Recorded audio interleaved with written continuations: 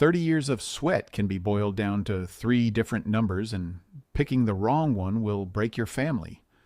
The thermos has a dent in the rim right where your thumb goes, and you don't notice it anymore until a morning like this one, when your hand finds it out of habit and the metal catches your skin wrong. You screw the lid down anyway. Coffee, black, filled to the second ring from the top, the way it's been filled for 31 years before the 6 a.m. shift at the plant. Your wife is at the counter behind you, not saying anything, and you know before you turn around that the letter came. "It's on the table," she says. "Certified. I signed for it." You don't open it before work. You put it in your jacket pocket, flat against your chest, and you go stand at the line for 8 hours with it there. And by the time you sit in the truck at lunch, your hands are dirty enough that you have to wipe them twice on a shop rag before you'll touch the envelope. Inside is HR language dressed up as a gift, but only one part of it is actually the company giving you anything. Take the buyout now at 55, and the pension runs through the same union formula it's always run through. Years of service times a multiplier. Except every year you file early, they shave a percentage off the top for the rest of your life. That's the part everybody talks about. Nobody talks about the 11 years in between. No employer coverage until Medicare starts at 65, which means COBRA, out of pocket, or shopping the marketplace. And at your age, with your knees the way they are, that's not a number you can pretend isn't there. Stay to 65 and the pension's full, no reduction. And Medicare picks up the exact month you'd walk out the door. That's the number you always pictured because it was built to be. 70 isn't the company sweetening anything either.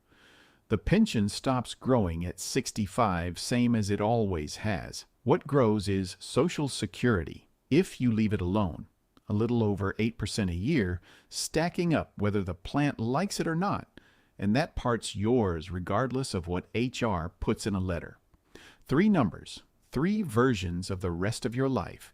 You fold the letter back along its creases, and you don't tell anyone until Sunday. Sunday dinner is chicken and rice, the same as always, and you wait until the plates are half cleared before you say it out loud. The table goes a certain kind of quiet, the kind where everyone's chewing slower than they need to. Your younger son breaks it first, the way he breaks most things, with a joke. "Retire at 55, take me golfing on a Tuesday. I'll even let you win." He laughs, and it's not a bad laugh. It's just his way of touching something without having to actually touch it. Your daughter doesn't laugh. She sets her fork down, careful, like she's been waiting for an opening. "If you took the buyout now, you'd have all this time," she says. "We're still short on the down payment. I'm not saying that's why. If there's a lump sum anyway." "It's not free money," your wife says, gentle, but your daughter's already nodding like she expected that. Already moving on, filing it away for later instead of letting it go. Your older son says nothing at all. He's across from you, working a piece of chicken apart with his fork that doesn't need any more separating, and his silence sits in the room heavier than anything either of his siblings said. You've known him 30 years, and you've never once mistaken his quiet for having nothing to say. Your wife waits until the kids are gone, until the dishes are rinsed and racked, before she tells you the thing she's apparently been sitting on for longer than the letter's been in the house. She wants to open a little shop. Nothing big, alterations and mending, the kind of work she's already doing for half the church for free. She's been banking the money quietly for 4 years. A jar that turned into an envelope that turned into an account you didn't know existed, because she didn't want to ask you for anything, didn't want it to turn into a conversation about whether it was practical. "I wasn't hiding it," she says. "I just wanted it to already be real before I said it out loud." You don't know what to do with that except put your hand on the counter next to hers, close but not touching, and let it sit there a while.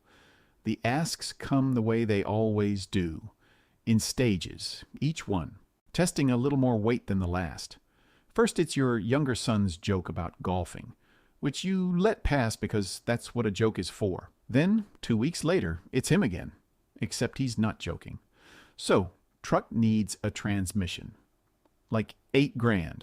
I wouldn't even ask, but you're going to have all this time coming up, right? So I figured he trails off there, like he heard himself say it and didn't love how it sounded. You tell him you'll think about it, and you do think about it, and the thinking keeps you up later than the number should. Then it's your daughter, except it isn't really her.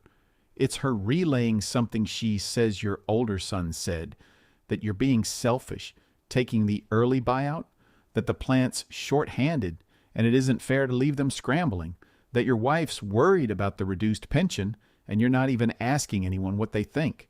You call your older son that night to ask him about it directly, and he goes quiet on the phone in that same way and says, "I didn't say selfish," just that. 4 words, and he doesn't offer anymore. And you hang up with the sense that something got twisted somewhere between his mouth and yours, and you're not sure by who.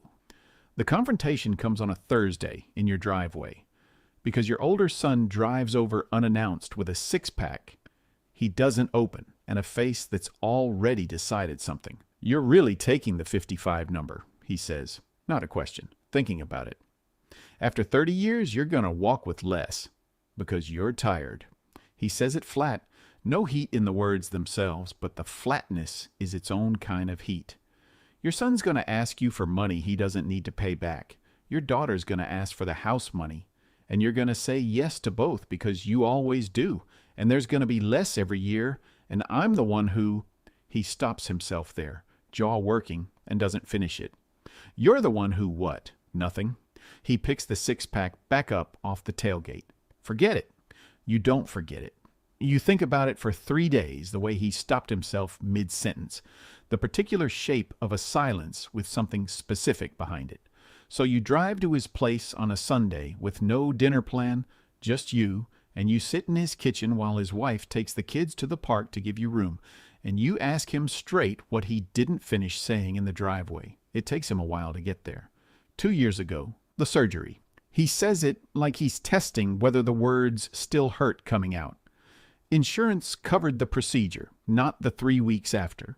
The physical therapy, the home nurse, $6,000 on a bill you never saw because he'd already paid it before it ever got to you. Took a second loan against his own house to cover it.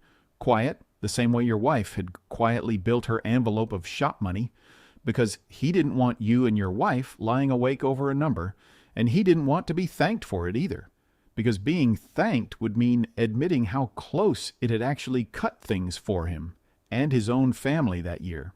"I wasn't trying to be a hero or whatever," he says. "I just didn't want you finding out how bad it almost was." You sit with that for a long moment, the whole shape of the last 2 months rearranging itself around this one fact you didn't have. The silence at the dinner table wasn't judgment.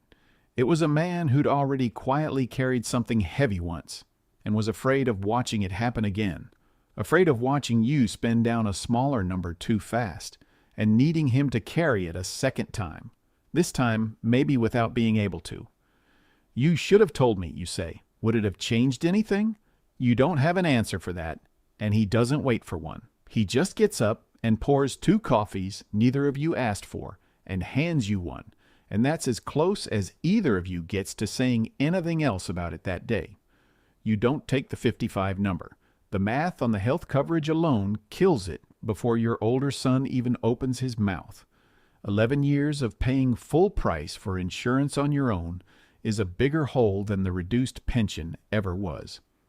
You don't take the 70 either, not because anyone talked you out of it, not because your younger son or your daughter get what they asked for, but because somewhere in the sitting with all of it, the dent in the thermos rim, your wife's quiet envelope, your daughter's careful recalibrating, your younger son's joke that turned into a real ask, your older son's silence that turned out to be the loudest thing anyone said all fall. 65 starts to look less like a compromise and more like the only number that was ever actually built around you instead of around what everyone else needed it to be.